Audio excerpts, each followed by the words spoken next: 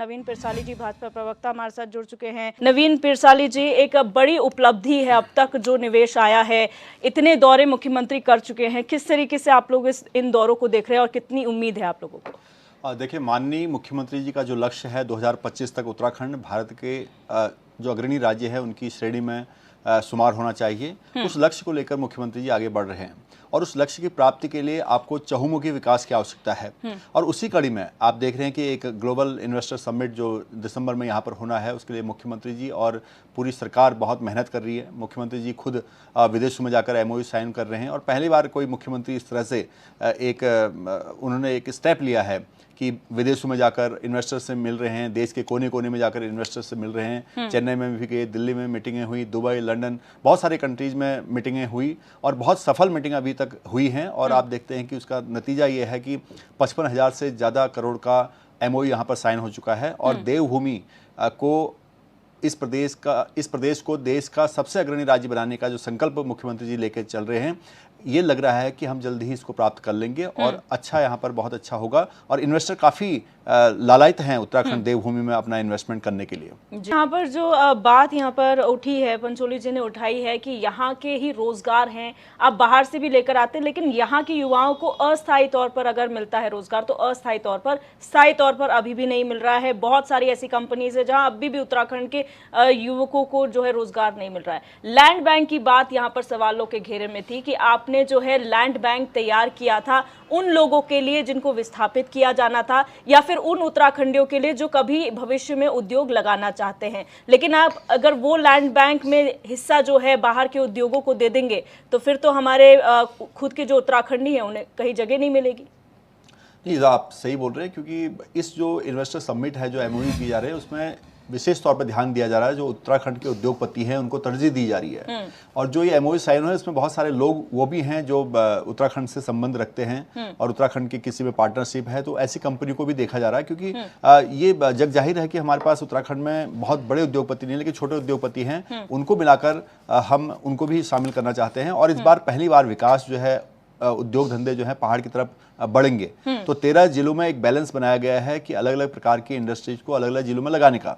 आरुषि जी बात कर रही थी कि जो यहाँ पर लगे हैं वो बंद हो रहे हैं और कुछ कंपनी के उन्होंने नाम भी बताए थे। HMT का नाम बताया। HMT एक हिंदुस्तान की बड़ी कंपनी है और उसका केंद्र से भी संबंधित रहता है और वो समय के अनुरूप अगर आप अपने आप को मॉडर्नाइजेशन उसका नहीं होता है, टेक्नोलॉजी का विस्तार नहीं होता है तो नहीं होता है। ये कांग्रेस की थी, कांग्रेस के टाइम पर कंपनी जो है कांग्रेस के टाइम पर नहीं है, ये 2016 में इसकी फैक्ट्री की शटडाउन हुई है। कांग्रेस प्रोसेस पहले हो चुका था, प्रोसेस कांग्रेस के समय से हो चुका है। सुंदरयाल जी, अगर आपने फैक्ट्री देखी होगी मैडम, तो फैक्ट्री बहुत पहले खंडर में तब्दील प्रोसेस पहले हो गया, कांग्रेस के टाइम से था, तो जानकारी थोड़ा लेके आई है, तो आप जानकारी उसकी लेके आई है। नहीं देखिए, तो आप चला सकते थे, ये दोनों चलाएंगे, उसको चलाया जाएगा, उसको भी शामिल किया गया कि उसको कैसे किस उसमें यूज किया जा सकता है। उसके फ्लैट इतने आपने बनाए, उस वक्त इंफ्रास्ट्रक्चर वहां पर है, उसको कैसे इस्तेमाल किया जाए, उससे सरकार उस पर विचार कर रही है।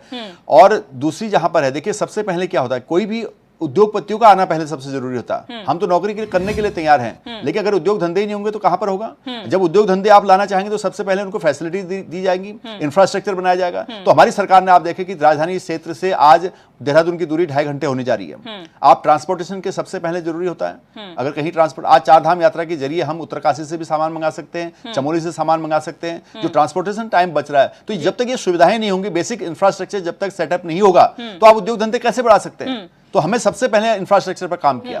भारतीय जनता पार्टी, पिरसाली जी, भारतीय जनता पार्टी ने कहा था आप उद्योग करने वाले नहीं, उद्योग देने वाले बनिए, यानी कि नौकरी देने वाले बनिए। और यहाँ के युवाएं जो आजकल आप देख रहे हैं सोशल मीडिया पर, ऐसे ऐसे प्लेटफॉर्म्स खुल गए हैं, ऐसे ऐसी ई-कॉमर्स साइट्स लोगों ने खोली हैं जो उत्तराखंड के प्रोडक्ट्स को प्रमोट करती है, यहाँ के युवा उस पर काम करते हैं। तो क्या उस पर फोकस नहीं होना चाहिए? बड़े उद्योग अपनी जगह हैं, लेकिन जो कोर है इस उत्तराखंड का, उस पर फोकस नहीं होना। उस पर फोकस किया है तभी तो ये डेवलप हुआ है। जब डिजिटल इंडिया की बात आई तभी तो ये प्रमोट हो पाया। आज हमारे किसान आज भी हर एक प्रत्येक जिले से आज हिमाचल में गए हैं, वहां देख रहे हैं उसकी कृषि कैसे होती है, अलग विभिन्न राज्यों में जा रहे हैं, सरकार उनको लेके जा रही है। जो IT से संबंधित है उनकी ट्रेनिंग दी जा रही है, उनको दिखाया जा रहा है, तो कहीं से तो प्रमोट होगा ना।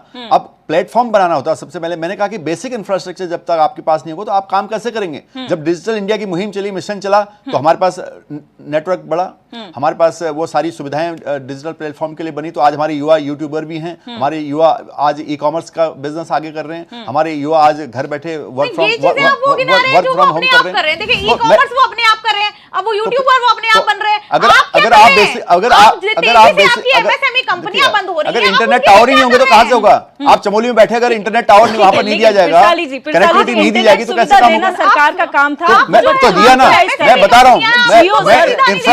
आप ये मानेंगे जियो के आने के बाद से आप मानेंगे यूथ ज्यादा एक्टिवेट हुआ है। जियो सरकारी फर्म नहीं है सर, जियो प्राइवेट है, लेकिन जियो के आने के बाद से जियो ने जब अपनी इंटरनेट, ठीक है एक मिनट, कोई भी कंपनी कैसे स्थापित होती है।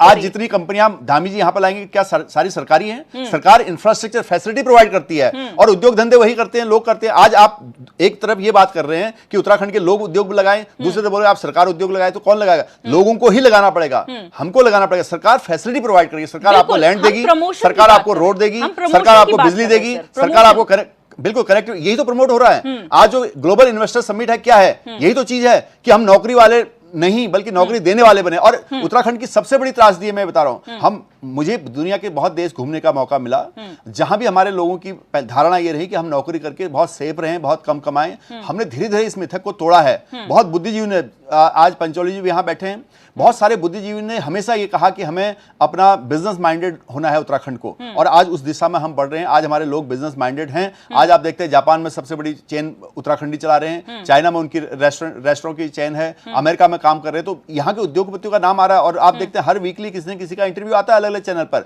तो लोग काम कर रहे हैं, तो उनको फैसिलिटी प्रोवाइड सरकार करेगी। उद्यम खुद करना पड़ेगा हमें, और हम उद्यम से आगे आएंगे। ये हमें अपनी सोच बदलनी है, हम अपनी सोच को बदले बिना, देखिए सोच बदले बिना कुछ नहीं होगा।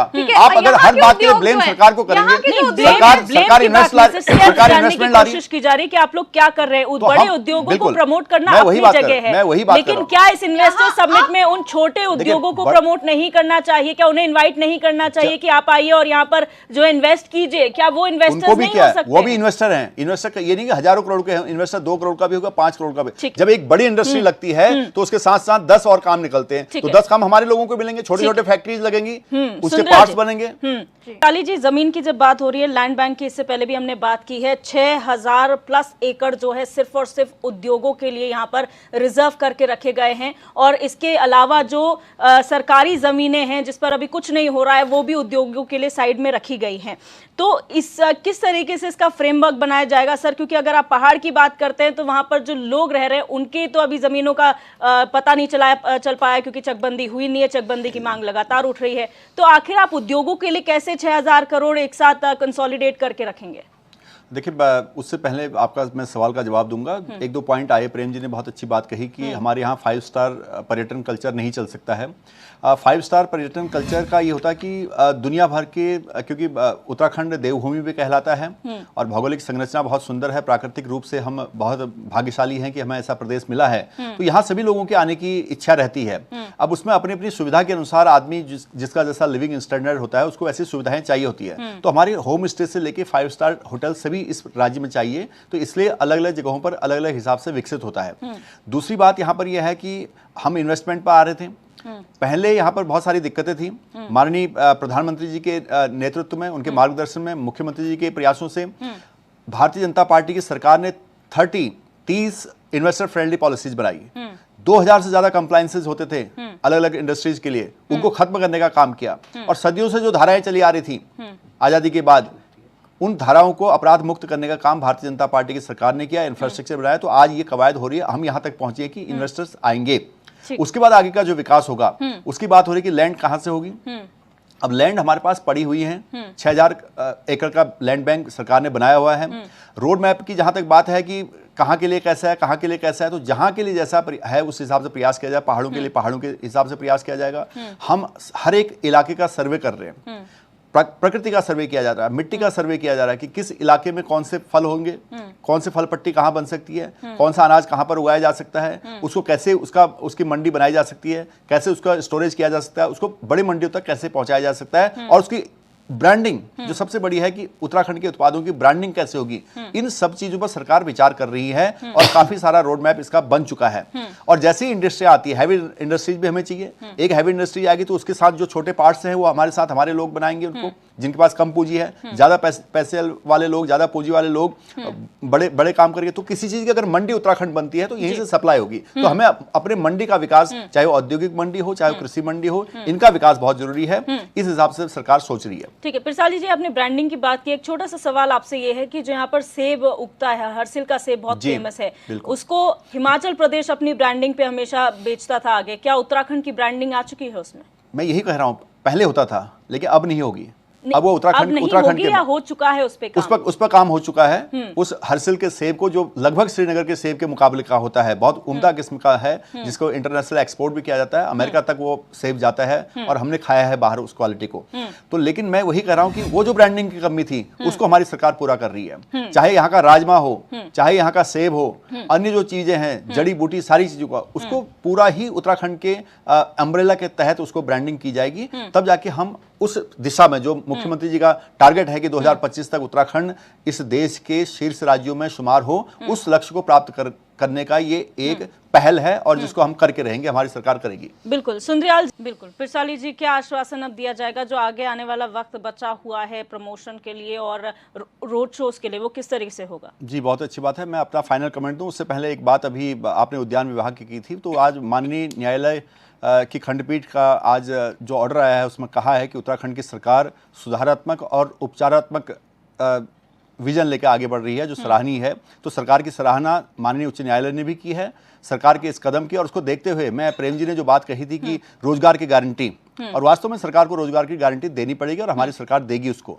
लेकिन हैवी और स्मॉल इंडस्ट्रीज दोनों यहाँ पर चाहिए और दोनों की आवश्यकता उत्तराखंड को है। उत्तराखंड के भौगोलिक परिवेश के हिसाब से अलग अलग जिलों में अलग अलग प्रकार की इंडस्ट्रीज लगेंगी, इसलिए विभिन्न प्रकार के इंडस्ट्रीज यहाँ पर आ रहे हैं। जैसे कांग्रेस ने कहा कि मास्टर ऑफ जैक नहीं हो सकते हैं, तो ये तो प्रदेश है, यहाँ पर तो आपको चहुमुखी विकास चाहिए, तो बहुत मल्टीटास्किंग होना, मल्टी वैरायटीज यहाँ पर आनी चाहिए उद्योग धंधों के। खाली एक उद्योग धंधे से नहीं होगा।